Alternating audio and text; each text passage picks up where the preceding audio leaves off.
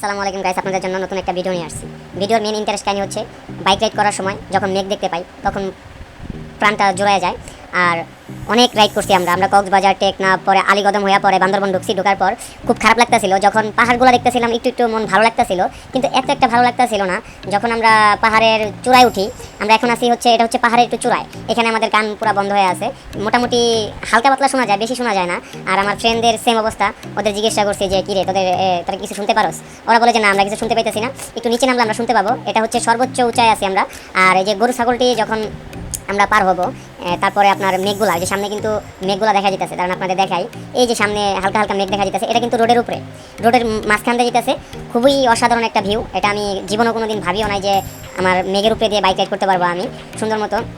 আমি যখন যাইতেছি তখন এই যে এখন পুরো ঠান্ডা লাগতেছে, শরীরটা খুবই ঠান্ডা লাগতেছে। এই অনুভূতি বইলা বোঝানো যাবে না। আর আমি যে মেঘের ভিতর দিয়ে বাইক রাইড করতে পারবো, এটা একটা দুঃস্বপ্ন ছিল।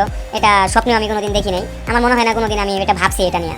আর আমাদের সবার এই জিনিসটা এত ভালো লাগছে বলার বাহিরে। সবাই নাচতে নাচতে যেতেছিল, যে এখন সবাই নাচতেছে, এই যে নাচতেছে, এত ভালো লাগতেছিল তখন মেঘগুলো দেখার পর। রোডের মধ্যে মেঘ, মানে সামনে যে মেঘ দেখতে পারবো, এটা কোনোদিন কল্পনা করতে পারিনি। আমি বান্দরবনে এসে আমি এটা ফিল করতে পারলাম।